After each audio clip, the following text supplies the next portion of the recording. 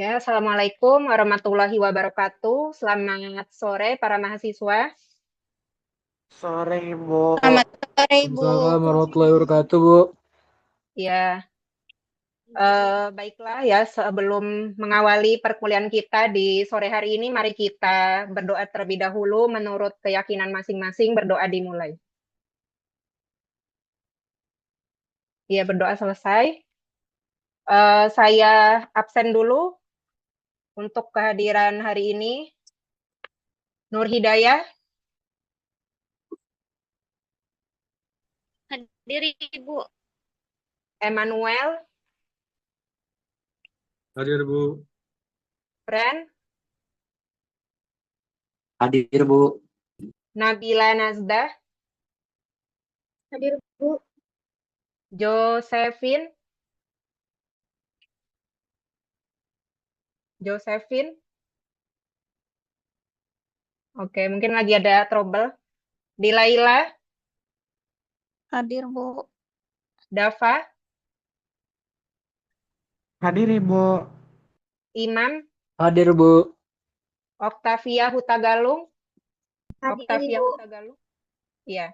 Davina Rasika Putri, Hadir, Ibu. Salji Azwari. Hadir, Ibu. Eh, Hadir, Ibu. Baik, para mahasiswa, untuk minggu lalu kita sudah membahas ya materi mengenai teknik pengolahan makanan ya seperti stewing, steaming, frying dan sebagainya. Nah, untuk hari ini kita akan melanjutkan materi yang baru yaitu mengenai dasar garnish. Adapun capaian pembelajaran kita untuk materi dasar garnish yaitu mahasiswa mampu mengevaluasi dan menciptakan garnish yang estetis, kreatif dan sesuai dengan karakteristik dari hidangan.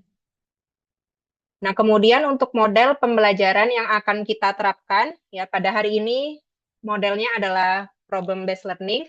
Nah, jadi perlu saudara-saudara ketahui bahwa problem based learning adalah model pembelajaran yang menempatkan masalah nyata sebagai titik awal proses belajar. Nah, jadi saudara-saudara mahasiswa di sini diajak nanti untuk berpikir secara kritis, ya, mampu bekerja sama dan mampu menemukan solusi secara mandiri melalui kegiatan penyelidikan secara terstruktur, yaitu berupa studi kasus. Sebelumnya ya, kita persepsi dulu, silahkan bisa buka web menti.com ya masing-masing. Silakan disalin ya kode di layar 84436540. Ya, yang sudah bergabung bisa dijawab ya pertanyaan yang tertera di layar. Oke, satu jawaban. Salah satu contohnya menggunakan irisan timun dan tomat secara berlebihan pada nasi goreng. Oke, yang lain?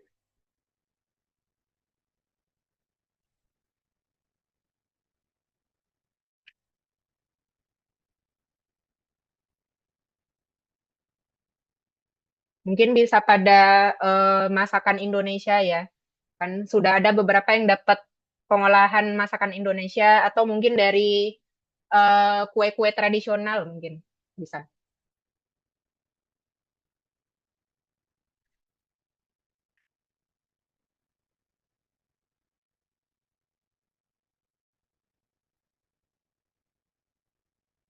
Oke, tomat cherry dan daun parsley sebagai garnish pisang goreng keju. Suatu syarat garnish pada hidangan adalah harus dapat dinikmati tanpa mengubah atau mengurangi rasa.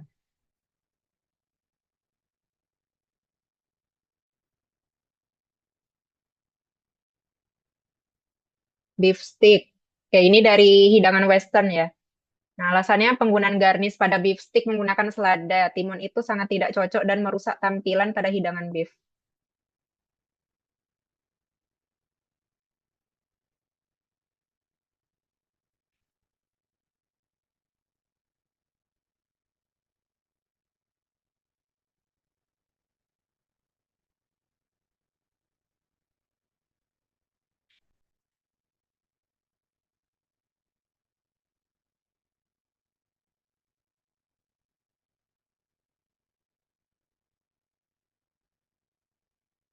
Oke, kita lihat lagi. Penggunaan kondimen yang tidak tepat. Misalnya makanan yang seharusnya kondimennya untuk makanan manis, tapi dipakai untuk makanan asin. Misalnya penggunaan daun mint di rendang.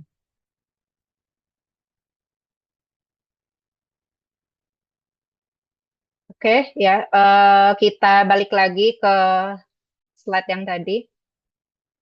Ya, jadi kita bahas ya dari beberapa pendapat teman-temannya tadi. Jadi penggunaan garnish itu ya sangat penting untuk diperhatikan dan disesuaikan dengan jenis masakannya. Ya. Kemudian juga dari segi rasa ya, dari segi rasa garnish yang dapat dimakan itu juga mempengaruhi rasa dari hidangan. Jadi perlu disesuaikan dengan karakteristik dari hidangan. Oke, saya lanjutkan. Nah, jadi untuk materi garnish yang perlu kita ketahui yang pertama adalah pengertiannya terlebih dahulu. Untuk garnish berasal dari bahasa Perancis ya, yang artinya menghias. Bahasa Perancisnya adalah garnir. Nah, secara definisi dapat kita artikan bahwa garnish adalah hiasan makanan yang digunakan untuk mempercantik tampilan hidangan, meningkatkan daya tarik secara visual, dan mampu memperkuat identitas karakteristik dari suatu sajian kuliner.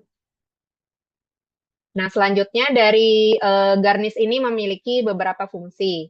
Yang pertama, tentu dapat meningkatkan daya tarik secara visual ya kan atau secara penglihatan.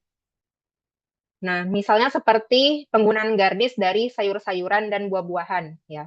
Untuk sayuran contohnya seperti wortel, timun dan tomat.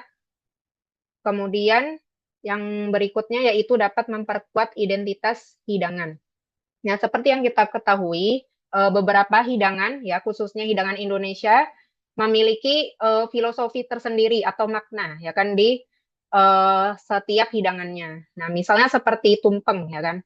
Nah, tumpeng jika para mahasiswa lihat ya kan memiliki beberapa macam garnish ya kan di sekeliling dari nasi yang berbentuk kerucut. Nah, hal tersebut tentu memiliki makna ya kan makna filosofis di dalam penggunaan garnish tersebut.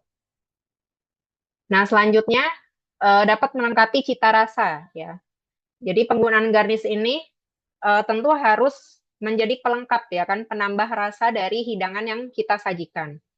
Nah, contohnya seperti penggunaan irisan lemon ya kan atau daun-daun herba. Nah, selanjutnya tentu dapat menunjukkan profesionalisme ya bagi seorang koki atau chef di dapur ketika mereka menyajikan suatu hidangan ya kan tentu dapat menunjukkan bahwa seorang chef tersebut kompeten dalam menyajikan hidangan ya kan dengan garnish yang estetik, yang menarik. Selanjutnya dalam penggunaan garnish ya kita perlu memperhatikan prinsip estetika. Nah, untuk prinsip estetikanya yang pertama ada warna. Nah, untuk warna ya kita pilih warna yang kontras ya, warna yang kontras dari hidangan yang disajikan ya agar tidak tabrakan ya kan dan supaya terlihat gitu oleh konsumen yang akan menikmati hidangan. Nah, selanjutnya yaitu dari segi bentuk.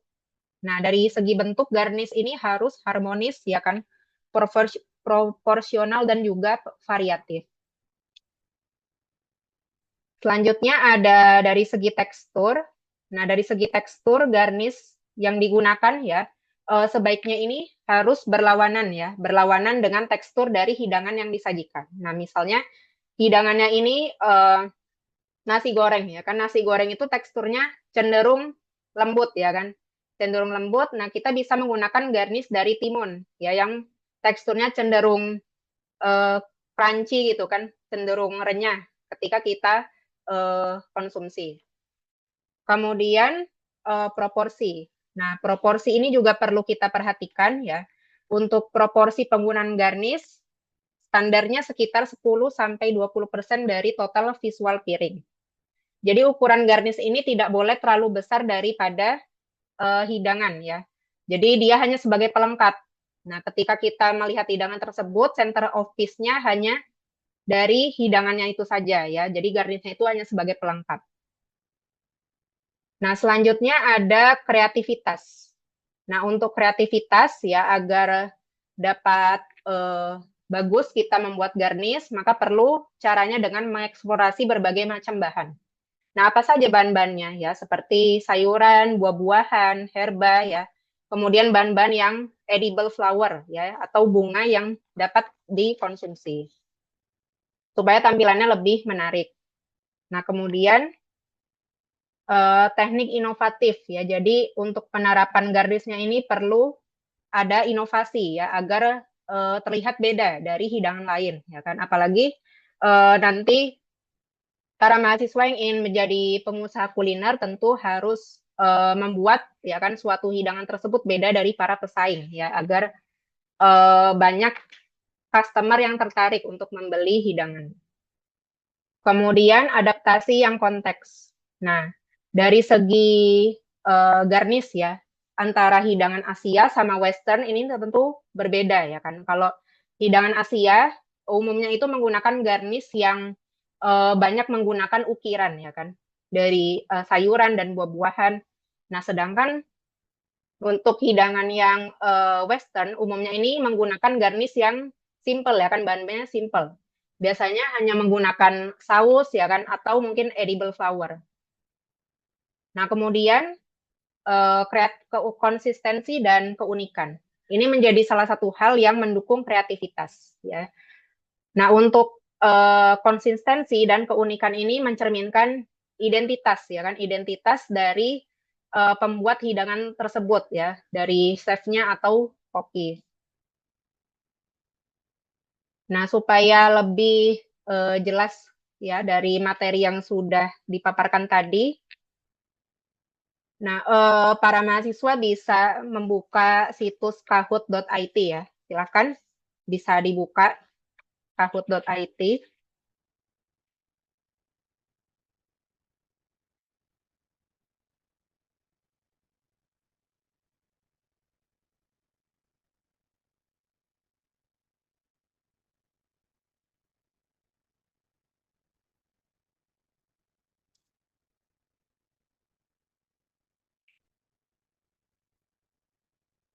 Pinnya, Bu.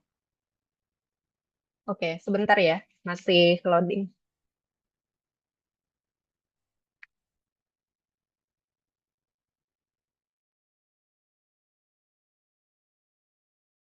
Oke, apakah sudah tampil kode kode Kahoot-nya?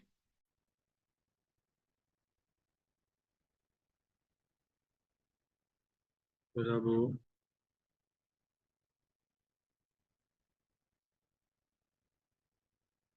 Oke, silakan ya dimasukkan PIN-nya 3335931.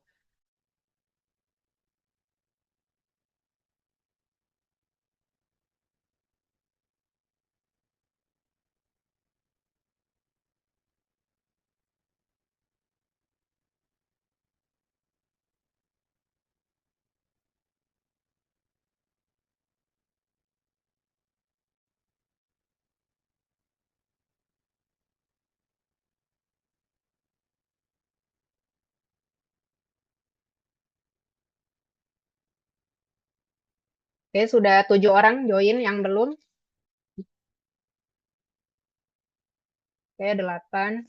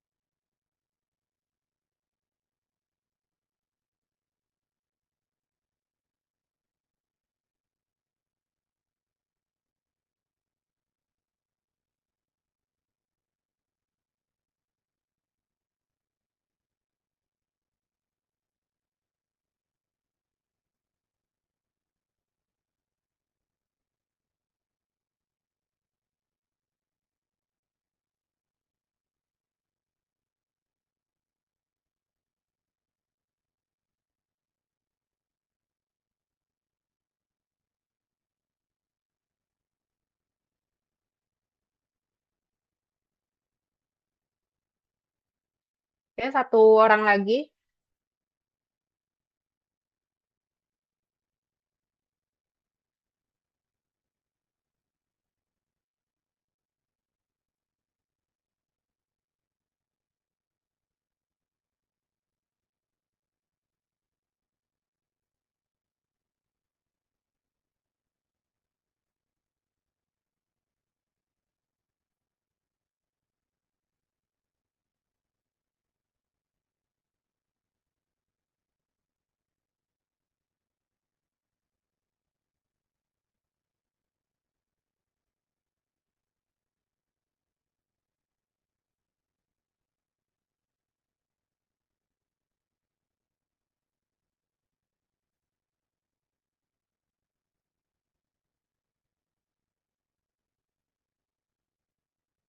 Oke, langsung saya mulai ya.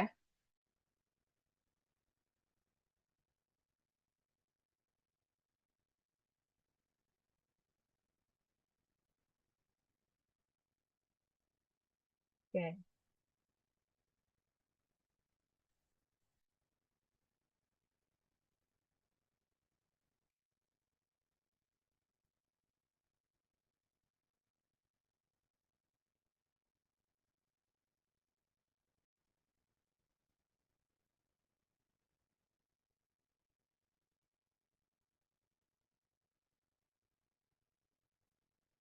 Oke, 4 menjawab betul.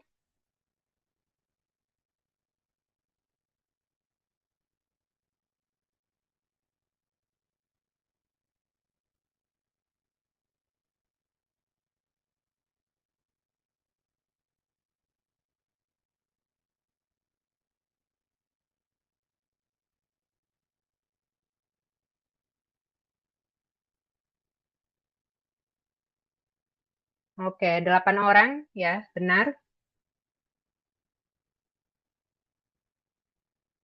Oke, kita lihat siapa skor yang paling tinggi.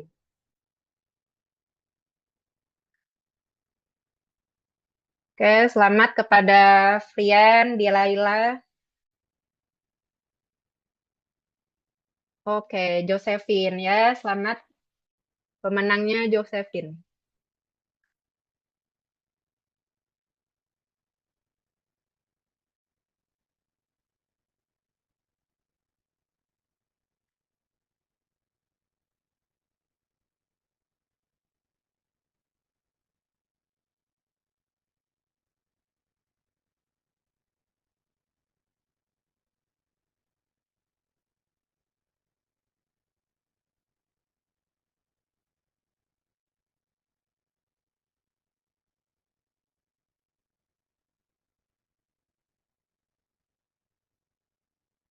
Oke, kita lanjutkan ya ke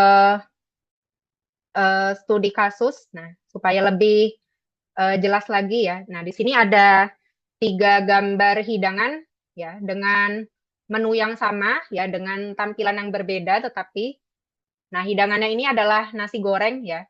Jadi ada 3 kasus, kasus pertama, 2 dan 3. Nah, di sini saya minta saudara-saudara mahasiswa bisa menganalisis ya kira-kira penyebab kesalahan penggunaan garnish dalam hidangan tersebut apa ya. Nah, kemudian dapat memberikan solusi dari penggunaan garnish yang tepat dari ketiga gambar yang disajikan. Oke. Siapa yang bisa memberikan tanggapan? Silakan. Saya, Bu. Oke, Josephine. Ya. Untuk yang kasus pertama, menurut pendapat saya, ada permasalahannya itu ada di proporsi garnish terhadap piring dan terhadap sajian utamanya, Bu. Dapat kita lihat di sini itu piring kosong atau negative space-nya itu hampir tidak ada, Bu. Di mana itu dipenuhi dengan potongan timun. Lalu untuk garnish-nya itu bentuknya abstrak atau tidak sesuai dan kalau tidak salah kan di materi yang dijelaskan kalau bisa berlawanan arah bentuknya dengan bentuk hidangan utamanya. Di sini hidangan utamanya ada bulat, terus garnisnya juga ikutan bulat, lalu dipenuhi juga negatif space-nya dengan selada dan diletakkan yang kecil-kecil garnisnya itu, Bu. Jadi membuat hidangan nampaknya malah berantakan, bukan estetik. Seperti itu, Bu. Oke, kalau untuk kasus yang kedua, Saya mau menjawab kasus yang kedua, Bu. oke, silakan Imam. Oke, Bu. Jadi pada kasus kedua, garnish dan menu utama dalam makanan tersebut tidak sesuai, Bu. Porsi dari garnish tersebut kebanyakan. Yang seharusnya judulnya nasi goreng, jadi garnish goreng mungkin ya, Bu. Kenapa? Karena dalam tata letak yang di kasus kedua ini memang tidak ada negative space, namun terlalu berlebihan sehingga hidangan utama itu tertutup karena garnish yang terlalu berlebihan, Bu. Oke. Ada lagi? Mungkin Nur Hidayah ya, sudah raise hand. Silakan. Mau menanggapi yang Bu, dia dilihat dari maaf suaranya putus-putus.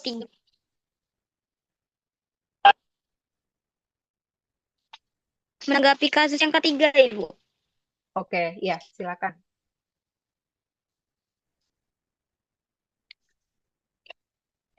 Ya, silakan. Nur. Lihat dari gambar, kalau yang lihat dari gambar dia kurang ada lengkap terus dari segi warna dia kurang menarik juga.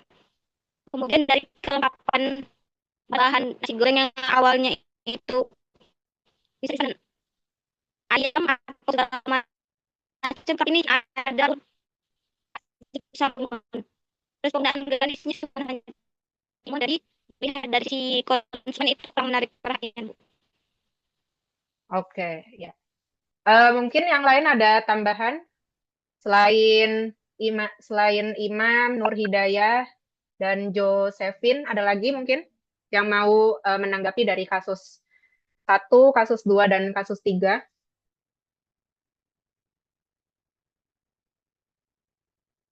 Oke, mungkin sudah tidak ada ya.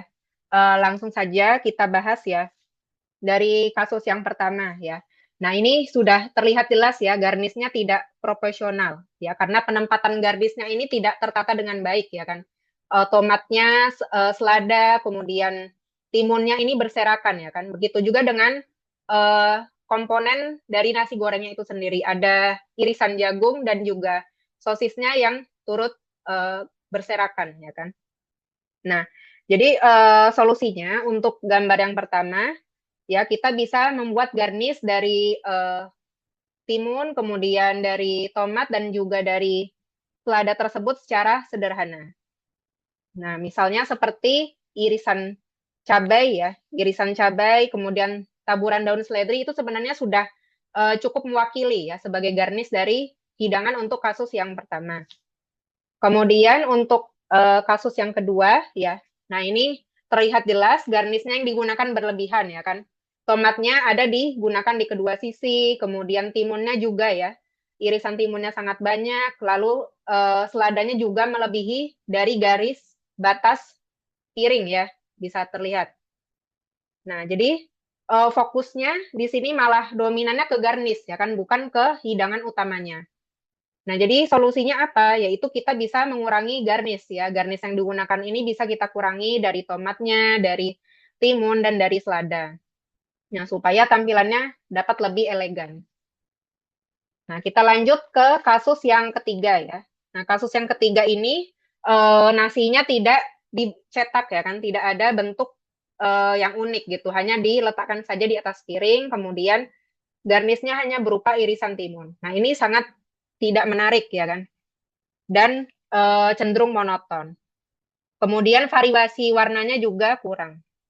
Nah, jadi solusinya bisa kita tambahkan berbagai macam variasi garnish ya, yang berwarna, misalnya seperti tomat ya, kemudian cabai merah atau daun seledri.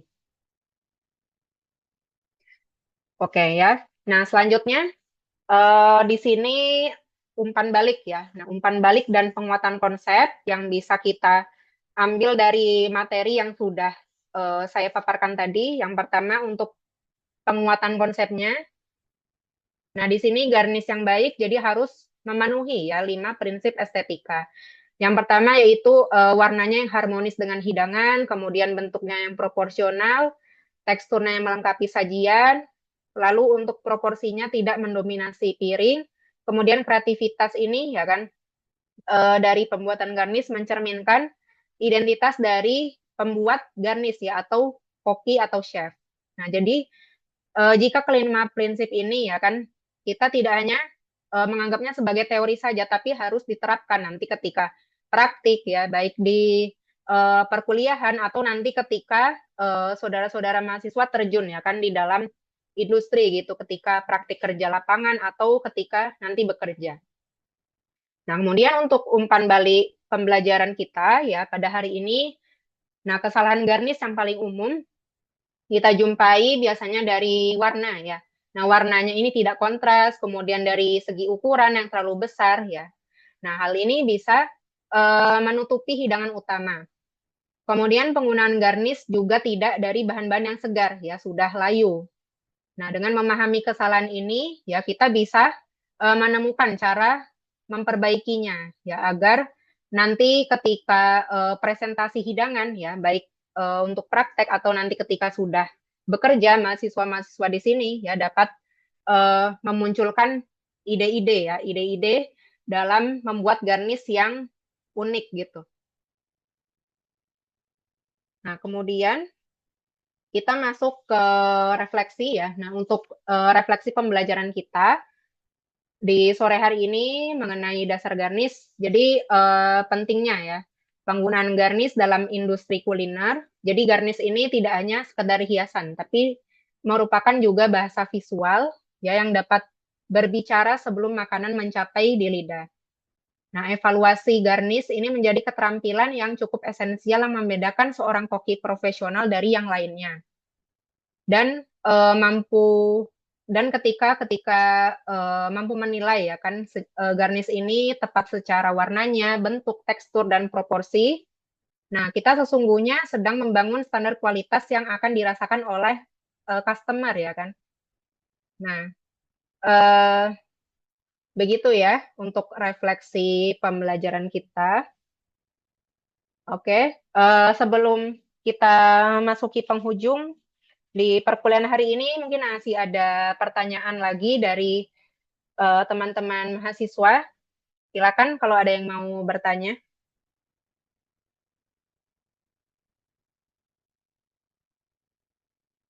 Oke, sepertinya sudah tidak ada ya. Nah, saya ingatkan ya untuk di pertemuan selanjutnya ya kita akan praktik membuat garnish dari sayur-sayuran yaitu wortel, timun dan tomat. Nah, jadi mahasiswa dapat menyiapkan peralatannya ya kemudian menggunakan pakaian praktik yang lengkap dan nanti untuk info lebih detailnya akan saya share di grup kelas ya. Oke. Baiklah, saya tutup ya untuk perkuliahan di sore hari ini. Terima kasih atas kehadirannya. Salam sehat. Wassalamualaikum warahmatullahi wabarakatuh. Waalaikumsalam warahmatullahi wabarakatuh.